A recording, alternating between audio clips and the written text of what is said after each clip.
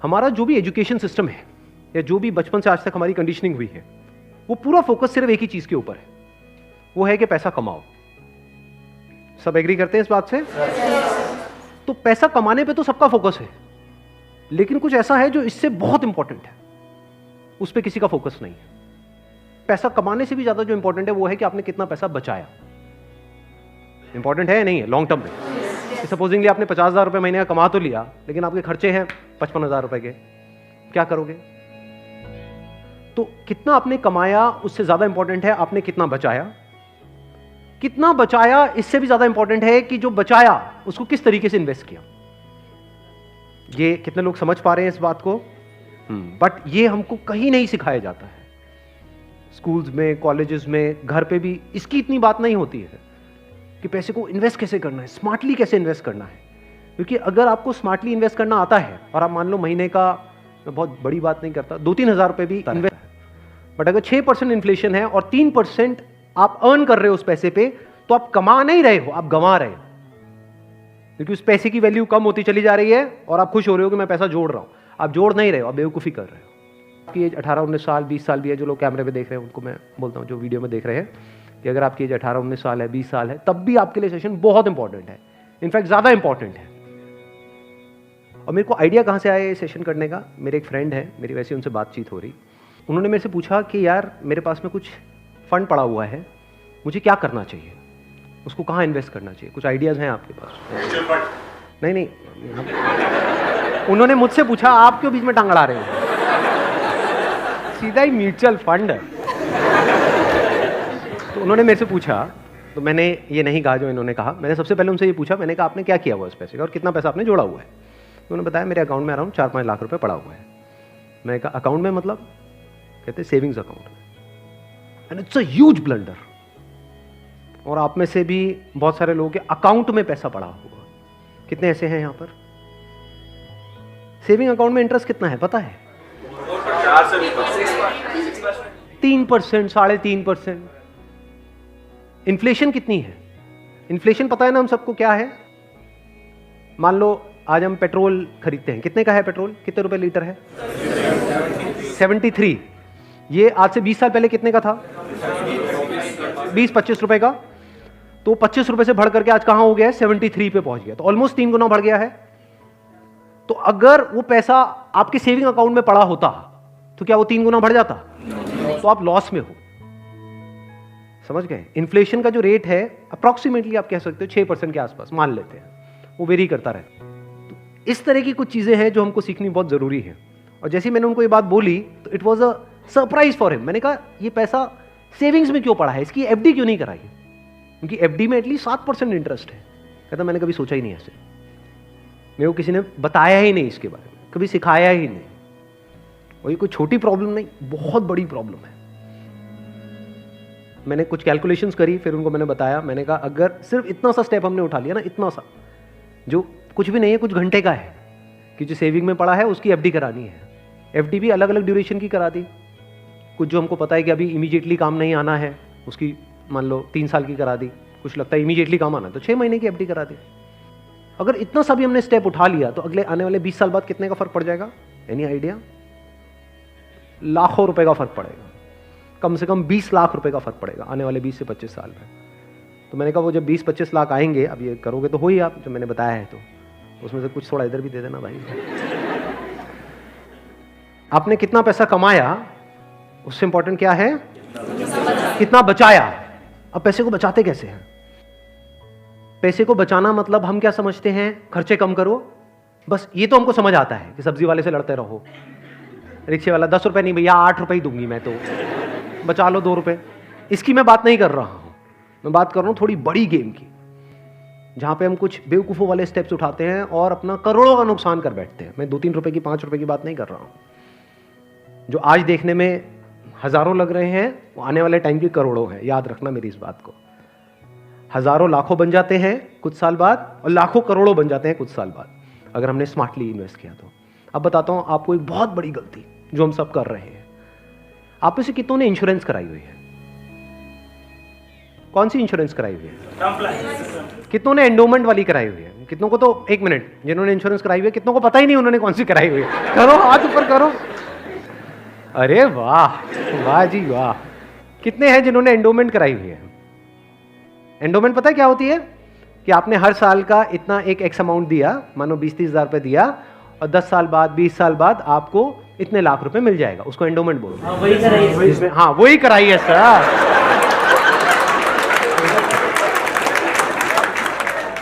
ये क्या sir endowment पेंडोमेंट बोलते हैं? सीधी बात करो ना। इंश्योरेंस का मतलब लोग यही समझते हैं इंडिया में कि हर कोई नहीं बताएगा, ना कोई बैंक वाले बताएंगे, ना कोई इंश्योरेंस एजेंट बताएगा, ना आपका कोई दोस्त बताएगा, क्योंकि जब पैसा बीच में आ जाता है तो यारी दोस्ती सिर्फ नाम की होती है। दारू पी रहे हो, ओ तुम मेरा भाई है, मैं तेरे साथ में कभी कुछ गलत नहीं कर सकता, ले तू एंडोमेंट करा, ओ तू मेरे पे छोड़ दे यार। और आपको पता ही नहीं आपका कितना बुरी तरीके से कटा है। तो अब ध्यान से समझना, ये जो टर्म इंश्योरेंस है ये आपको कराने के लिए कोई नहीं बोलेगा। क्यों? क्योंकि इसमें जो इंश्योरेंस एजेंट है उसको पैसा ना के बराबर मिलेगा। जो एंडोमेंट प्लान्स होते हैं, जो यूलिप्स होते हैं, उसमें उनको अच्छा खासा कमीशन मिलता है, कुछ केसेस में 30% तक भी मिलता है। अगर आपने मानो 20,000 की इंश्योरेंस कराई तो 30% कट गया आपका, आपका कट नहीं गया है, पैसा आपका कट गया है, 6,000 रुपए गया। अगर 6,000 रुपए वैसे कहीं पे खो जाते हैं या नहीं मिलते हैं या कोई लेकर के आपसे भाग जाता है, कितने दिन तक टेंशन रहती है? मजे की बात क्या है, आपको पता ही नहीं है कि आपके साथ क्या हुआ है। ये जो टर्म इंश्योरेंस होती है इसमें ना के बराबर कटता है। इसमें बस एक पॉइंट होता है जिसको सुनते ही आप लोगों को झटका लगेगा, जिनका कन्वेंशनल माइंडसेट है। टर्म इंश्योरेंस क्या होती है कि आप इतना पैसा देते रहो, मानो आपने 10 साल दिया, 20 साल दिया, 30 साल दिया, 30 साल बाद आपको 1 रुपए भी वापस नहीं आएगा। ओ सर, ये क्या है हमारे पास में? वो है म्यूचुअल फंड्स। म्यूचुअल फंड्स पता है सबको क्या है? कितनों ने ऑलरेडी इन्वेस्ट किया हुआ है म्यूचुअल फंड्स में? बहुत कम लोगों ने। क्यों नहीं किया हमने इन्वेस्ट? पता ही नहीं सर। नंबर 1 करेक्ट इंफॉर्मेशन नहीं है, नंबर 2 हम डरते हैं, हमें लगता है म्यूचुअल फंड भी कोई स्कीम है कि पैसा इकट्ठा किया और कल को अगर भाग गए या बंद हो गया तो पता नहीं क्या होगा। ये पैसा आपका 100% सेफ है because it is regulated by SEBI. तो यहां पे डरने की जरूरत नहीं है कि मेरा पैसा चला जाएगा, बस हमको यहां पे स्मार्टली प्ले करना पड़ेगा। So what we need to do is, एक तो आपने अपने 6 महीने का जो अपना कॉर्पस है उसको अलग कर दिया, यानी जो पैसा आपको चाहिएगा उसकी आपने एफडी करा दी, इंश्योरेंस वगैरह को प्लान कर लिया अच्छे से। फिर जो पैसा आपका बचा उसमें आप इन्वेस्ट कर सकते हो through SIP, systematic investment plan. It is an excellent option. रुपए आता रहे। ये जो पॉलिसीज होती हैं, एंडोमेंट, यूलिप और ये सब जितनी भी होती हैं, इसमें कवर बहुत कम होता है। कवर का मतलब समझते हैं हम? कवर मतलब लाइफ कवर, जितने की कवरेज हुई है कि अगर आप मानो 50,000 का प्रीमियम दोगे तो आपको कवरेज मिलेगी, अलग अलग प्लान में अलग अलग होती है, मान लो 10 से 20 लाख रुपए की। मान लो अगर आपको 20 लाख रुपए मिल भी गया आपकी फैमिली को आपके जाने के बाद में, अगर आप साल का 50,000 दे रहे हो तो इसका मतलब अच्छा खासा कमा रहे हो, मान लो लाख रुपए महीने का कमा रहे हो, तो क्या उस 20 लाख रुपए में आपकी सारी जो भी फैमिली की प्रॉब्लम्स है वो सारी सॉल्व हो जाएगी? तो करा क्यों रहे हो ऐसी इंश्योरेंस? बस लालच, कितने साल बाद इतना पैसा मिलेगा? 20 लाख को अगर आपकी फैमिली आपके जाने के बाद में बैंक में रखती है, वहां से कितना इंटरेस्ट आएगा? मान लो 7% भी आ जाता है, 7% कितना होता है? 1,40,000, 20 लाख पे महीने का कितना हुआ? 12,000 रुपए महीना। चलो 1 लाख भी हटा देते हैं। अगर आपकी सैलरी 50,000 थी तो क्या 12,000 रुपए महीना बहुत है आपके लिए, आपकी वाइफ के लिए, आपके बच्चों के लिए, आपके मदर फादर के लिए, सबके लिए बहुत है? बिल्कुल। तो फिर ऐसी इंश्योरेंस हम क्यों कराते हैं? क्योंकि हम इन चीजों में कभी दिमाग ही नहीं लगाते हैं। कोई और हमारे लिए दिमाग लगा रहा होता है, कोई एजेंट या फिर बैंक वाले फोर्स कर रहे होते हैं। आजकल ये नया ट्रेंड चल गया है कि आपके बैंक अकाउंट में थोड़ा सा भी पैसा पड़ा होगा तो बैंक से फोन आ जाएगा। हो रहा है ऐसा है? नहीं हो रहा है कि क्यों रखा हुआ है, ये करा लो ना, वो करा लो ना। अब वो क्या करवाने को बोलेंगे आपको, जिसमें आपका फायदा है, जिसमें उनका फायदा है। इस बेसिक सी चीज को समझ लो। तो टर्म इंश्योरेंस के लिए आपको कोई नहीं बोलने वाला। उल्टा अगर आप बोलोगे तो वो लोग मना ही करेंगे, आपको कहेंगे इसमें मिलना तो है नहीं, फायदा क्या है। अब टर्म इंश्योरेंस का फायदा समझो। यहां पे आपने एंडोमेंट में, यूलिप में कितना दिया? 50,000 साल का, और मिला कितना? कवर कितने का है? 20 लाख का मैक्सिमम। कई कई केसेस ऐसे भी हैं जहां पे 50,000 आपने दिया और 10 लाख का कवर है। 10 लाख रुपए कुछ भी नहीं है अगर कुछ आपको हो जाता है तो। अब वहां पर क्या है? 10,000 रुपए आप देते हो साल का, और कवर कितना है? 1 crore. 1 crore approximately, depends upon the age. But 1 crore का आपको कवर मिला। 10,000 रुपए आपने साल का दिया, 1 करोड़ अगर उन्होंने बैंक में भी रखा तो कितना आया? 60,000 महीने। 7 लाख रुपए साल का आया। महीने का कितना हुआ? अराउंड 60,000। बहुत है। अगर आप 50,000 रुपए कमा रहे हो, बल्कि 10,000 ज्यादा दे दिए। अगर आप मैं वही बोलने ही वाला था कि अगर आप जरूरत से ज्यादा लड़ते हो घर में तो आपके घर वाले खुश होंगे। चलो एक काम तो अच्छा किया जिंदगी में। तो अगर आपका बजट 50,000 का है इंश्योरेंस कराने का, तो 10,000 आपने कराई टर्म इंश्योरेंस, बिना ये सोचे कि मेरे को वापस कितना मिलेगा, क्योंकि वापस मिलने के लिए इंश्योरेंस नहीं है। इंश्योरेंस है लाइफ कवरेज के लिए। टर्म इंश्योरेंस मतलब क्या? कि आप उतना ही पैसा दे रहे हो जितने का आपको लाइफ कवर चाहिए। सिंपल। मान लो आप लाख रुपए महीने का कमा रहे हो, तो आपको कितने की पॉलिसी चाहिए? 2 करोड़। 2 करोड़ की। 2 करोड़ के लिए कितने का प्रीमियम जाएगा साल का? 20,000 रुपए। बस, इससे ऊपर 1 रुपए भी देना इलॉजिकल है। इसको बोलते हैं पैसे को बचाना। और वैसे अगर आपको 2 करोड़ की कवर चाहिए एंडोमेंट पॉलिसी में, तो कितने का प्रीमियम देना पड़ेगा साल का? 10 से 20 लाख रुपए साल का आपको प्रीमियम देना पड़ेगा। मतलब जितना कमा रहे हो उससे ज्यादा देना पड़ेगा। समझ गए क्या हो रहा है? जो कमा रहे हो वो सारा इंश्योरेंस में ही जाएगा, तब जाकर के एक ढंग का कवर मिलेगा आपको। जब मैंने भी अपने घर में बात करी टर्म इंश्योरेंस कराने की अपनी, तो उन्होंने सबसे पहली चीज यही पूछी, मेरे जो फादर है, कि ठीक है ये तो समझ आता है कि इतना पैसा जा रहा है, 20 साल बाद कितना मिलेगा? मैं कुछ नहीं मिलेगा। मैं कहा हाँ अगर कुछ हो गया तो मिलेगा। कहता अरे नहीं नहीं बेटा ये क्या बात कर। मैं कहा इसीलिए होती है इंश्योरेंस पॉलिसी, मिलेगा। इस तरह से आप ज्यादा से ज्यादा कवर ले सकते हैं। Health insurance sir? Health insurance is must. आज के टाइम में बहुत जरूरी है। नहीं तो होगा क्या? आपने पैसा बचाया, मान लो बहुत एफर्ट किया, बहुत मेहनत करी, पता नहीं क्या क्या करा, और एक एक्स अमाउंट आपने बचा भी लिया। 10 साल 20 साल काम करके मान लो 10-20 लाख रुपए आपने बचा लिया, किसी तरीके से सेव कर लिया, और अगर कोई बीमारी हो गई तो कितनी देर लगेगी उस पैसे को खत्म होने में? हफ्ता, 10 दिन, 15 दिन। कितने लोग प्रैक्टिकली मेरी इस बात से रिलेट कर पा रहे हैं? सब कर पा रहे हैं। और कितनों ने हेल्थ इंश्योरेंस कराई हुई है? रिलेट सारे कर पा रहे हैं, लेकिन हार्डली आधे लोग ऐसे हैं जिन्होंने एक्चुअल में अपनी हेल्थ इंश्योरेंस कराई हुई है। और हेल्थ इंश्योरेंस भी मुझे लग रहा है ज्यादातर ने तो नाम के लिए करा रखी होगी। कितना कवर है? क्योंकि अगर आप कवर ज्यादा भी लेते हो तो प्रीमियम आपको बहुत ज्यादा नहीं देना पड़ता है, मार्जिनली एक्स्ट्रा होता है। उसमें आपकी पूरी फैमिली कवर हो जाती है। मतलब आप, आपकी वाइफ, आपके बच्चे सारे कवर हो जाते हैं। इसको आप हेल्थ इंश्योरेंस कहो, मेडिकल इंश्योरेंस कहो, मस्ट है ये होनी ही चाहिए।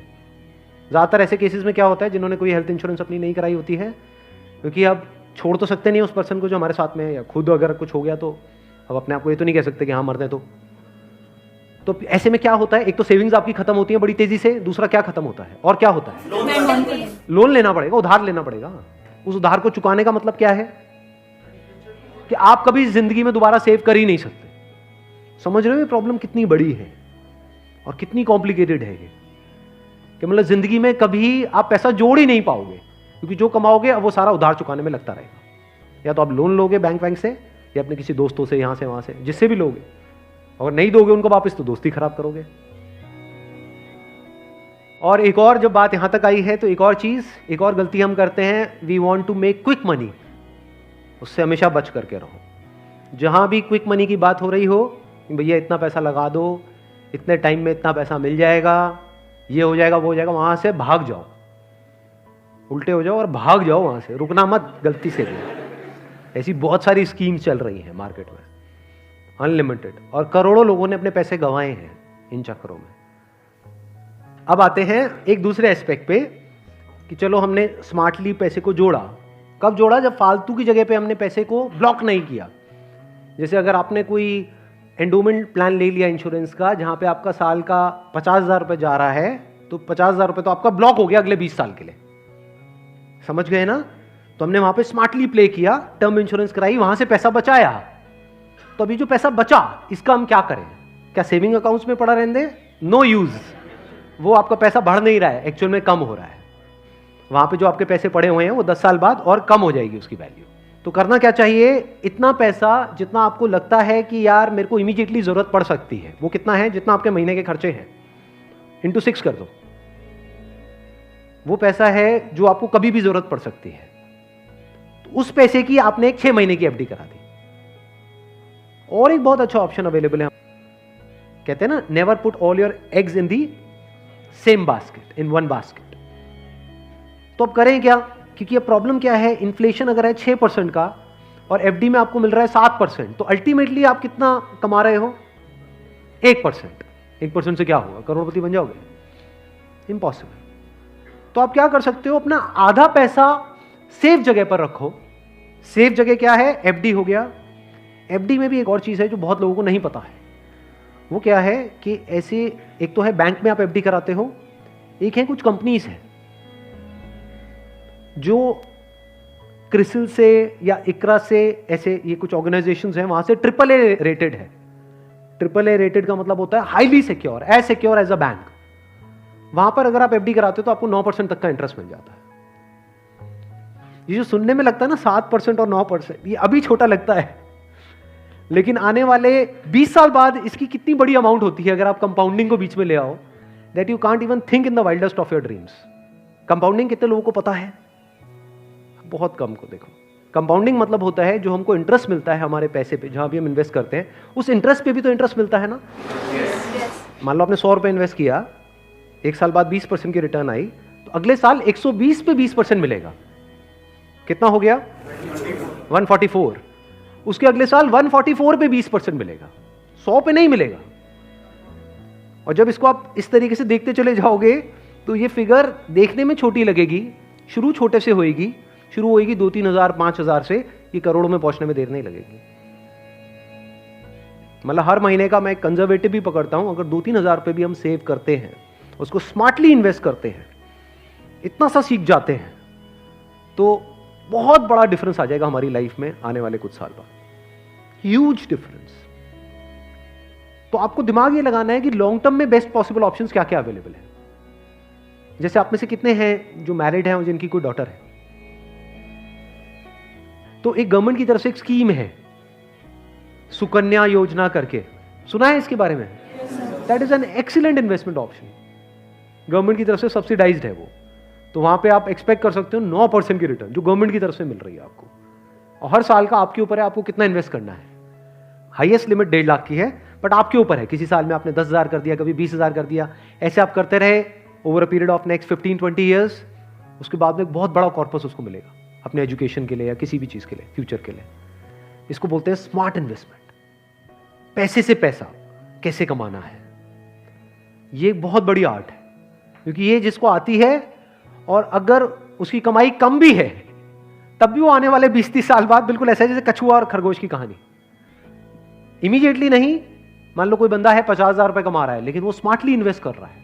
दूसरी तरफ से कोई बंदा है जो 1 लाख रुपए महीने का कमा रहा है, लेकिन ना तो ढंग से पैसा बचा रहा है ना समझदारी से इन्वेस्ट कर रहा है। तो आने वाले 20-30 साल बाद ये जो 50,000 वाला है ये उससे बहुत आगे होगा, ये करोड़ों में होगा, और उस बंदे के हाथ में कुछ भी नहीं होगा।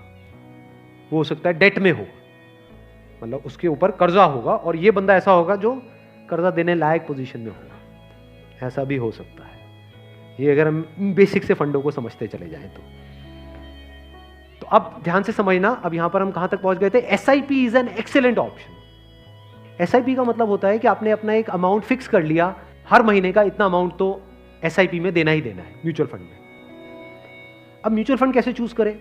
हजारों म्यूचुअल फंड है। लार्ज कैप इक्विटी फंड को पकड़ो, वो भी कुछ वेबसाइट्स है जैसे मनी कंट्रोल है, वैल्यू रिसर्च है, वहां पर जाकर के देखो उन फंड्स की रेटिंग कम से कम 4 से 5 स्टार होनी चाहिए। कोई ऐसा फंड है उसकी 1 या 2 स्टार की रेटिंग है, मत करो उसमें। बल्कि ऐसा फंड होना चाहिए जो हर वेबसाइट पे 4 या 5 स्टार की रेटिंग हो। अब आपने क्या किया कि हर महीने का अपना एक अमाउंट फिक्स कर लिया, दैट कुड बी एनीथिंग, 1,000 रुपए, 2,000 रुपए, 3,000 रुपए, 4,000, 5,000, what ever that amount is, SIP के थ्रू ऑटोमेटिकली इतना अमाउंट आपके अकाउंट से डेबिट होता चला जाएगा over a period of next 10 years, 20 years, 30 years. अभी स्मार्ट इन्वेस्टमेंट क्यों है? एक तरफ से मैं इंश्योरेंस के लिए मना कर रहा था, इसके लिए स्मार्ट क्यों है? क्योंकि यहां पे आपका पैसा नहीं कट रहा है, जो पैसा आप लगा रहे हो पूरा का पूरा इन्वेस्ट हो रहा है। इसमें भी दो ऑप्शन है, एक आप ब्रोकर के थ्रू जा सकते हो, एक है डायरेक्ट जा सकते हो। तो वहां पे आपका 1% और बच जाएगा। मान लो टोटल 1.5% कटना था हर साल का, तो अब कितना कटेगा? सिर्फ आधा %। अभी 1% सुनने में छोटा लगता है, but over a period of 20-30 years ये लाखों रुपए का होता है। मतलब डिसीजन लेने में कुछ मिनट्स लगते हैं इन बातों को समझने में, लेकिन आने वाले टाइम में यही फर्क होगा कि आपके अकाउंट में लाखों है, करोड़ों है, क्या है। अच्छा, म्यूचुअल फंड क्यों और स्टॉक्स क्यों नहीं?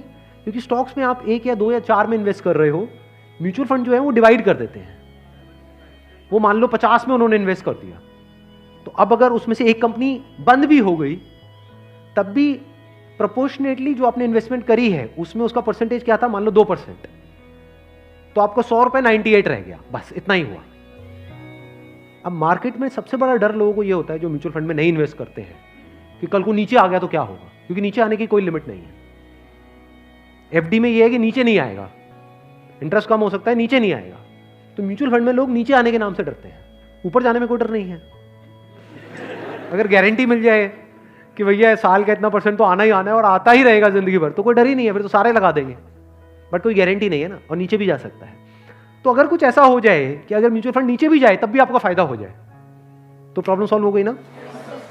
ये मेरी अपनी स्ट्रैटेजी है, ये कोई किसी बुक में नहीं है या कोई थ्योरी नहीं है, ये मेरी अपनी स्ट्रैटेजी है, वो मैं आप लोगों के साथ में शेयर कर रहा हूँ। आपको क्या करना है? मोटा मोटा स्टॉक मार्केट को ट्रैक करना है, हफ्ते में एक दिन देख लो कि अभी कितने पे चल रहा है। मान लो एक पीक है, पीक अभी मान लो 40,000 है, अभी मार्केट चल रहा है अराउंड कितना?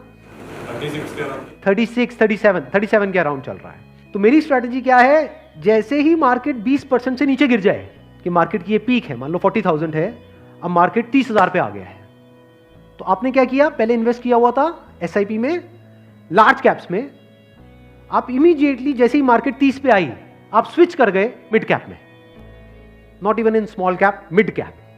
अब ऐसा क्यों किया? क्योंकि जब मार्केट 20% टूटेगा, सेंसेक्स का मतलब लार्ज कैप्स, जो बड़ी कंपनीज हैं, जब मार्केट 20% टूटेगा, यानी बड़ी कंपनीज के जो शेयर्स हैं वो 20% से टूटेंगे, तो जो छोटी कंपनीज हैं उनके शेयर्स 50 से 60%, 70% तक टूट जाएंगे। तो जब वो 60% टूटा, तो 100 की चीज आपको कितने में मिल गई? 50 में या 40 में। तो जब मार्केट नीचे भी गया तो आपका फायदा हो रहा है। ये स्ट्रैटेजी समझ आ गई? वापस से जैसे ही मार्केट जो भी लास्ट उसकी पीक थी, मान लो 40,000, उससे 20% ऊपर गया, तो मिड कैप से आप स्विच कर गए वापस से लार्ज कैप में। ये स्ट्रैटेजी जो है ये मैंने सीखी है वॉरेन बफे से।